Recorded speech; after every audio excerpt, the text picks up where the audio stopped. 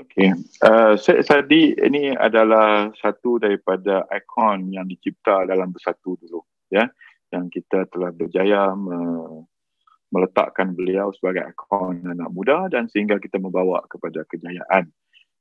Dan sekarang bila berlaku perpecahan di dalam Bersatu dan beliau membuat keputusan untuk mengadakan parti sendiri, iaitu Parti Muda, dan tidak nak bersama dengan kita kerana ada sedikit pandangan bahawa dia lebih nak fokus kepada muda.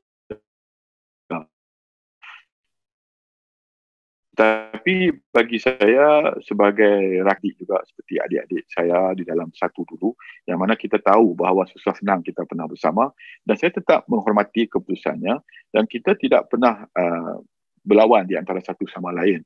Dan kita juga sentiasa memberi ruang keterbukaan kepada Saddiq kalau berbincang dengan kita untuk mencari satu titik persamaan. Selagi ideologi ataupun asas penubuhan muda selari dengan perjuangan kita, insyaAllah kita akan work together walaupun kita berbeza parti, dan kerana kita pun juga pernah berbeza. Dulu saya di dalam UMNO sebagai Exco Pemuda UMNO, dan bila saya berlawan dengan UMNO, saya terpaksa bekerjasama dengan DAP. Saya terpaksa bekerjasama dengan PKR. Yang mana ini pada waktu itu adalah sebahagian daripada opposition, pembangkang yang berlawan dengan UMNO pada waktu itu. Ya, dan saya sanggup bekerjasama ataupun duduk semeja demi untuk negara. Maka sebab itu kalau muda sekalipun ingin bersama dengan kita atas asas perjuangan yang kita bawa, we are welcome everyone. So itu tidak menjadi satu halangan yang besar. Dan di dalam pejuang juga kita juga akan melahirkan juga pemimpin-pemimpin muda, ya, yang sekarang ini Dr. Abu Hafiz, ya. Kalau ingat, Fion, you know him not, Dr. Abu Hafiz, ya. So kita telah membuat melantik beliau sebagai ketua pemuda ataupun yang akan mengetuai anak-anak muda di dalam pejuang, dan insya-Allah dia juga boleh menjadi sebahagian daripada pemimpin masa depan yang mana juga boleh berganding bahu dengan Syed Saddiq untuk demi kepentingan negara Malaysia yang kita cintai. Saya tidak melihat bahawa itu perkara yang mustahil tidak boleh berlaku. Segala-galanya boleh berlaku. Yang penting kita kena tahu hala tuju yang sebenar.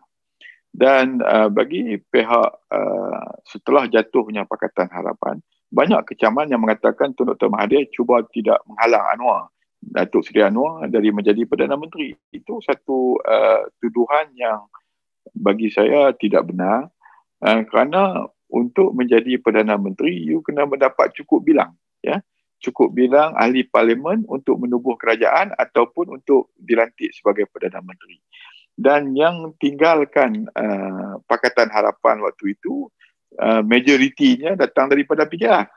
Ya? Kita semua tahu PKR yang mana diketuai oleh Datuk Seri Azmin Ali. Dan sekarang bila berlaku sebegini, dan ada lebih baik supaya kita mencari satu titik, dan kita telah berbincang. Pada satu masa ketika kita dah berbincang dan kata kita dah ada sokongan dan kita sanggup bekerjasama dan memberi ruang untuk menjadi Perdana Menteri sementara dan kemudian bagi kepada Datuk Seri Anwar. Tetapi masalahnya tak diterima. Jadi untuk kita nak berbincang kembali dalam soal tu, saya rasa tak perlulah. Yang paling penting sekarang kalau kita mempunyai naratif yang sama untuk nak menyelamatkan negara dan situasi yang sedia ada,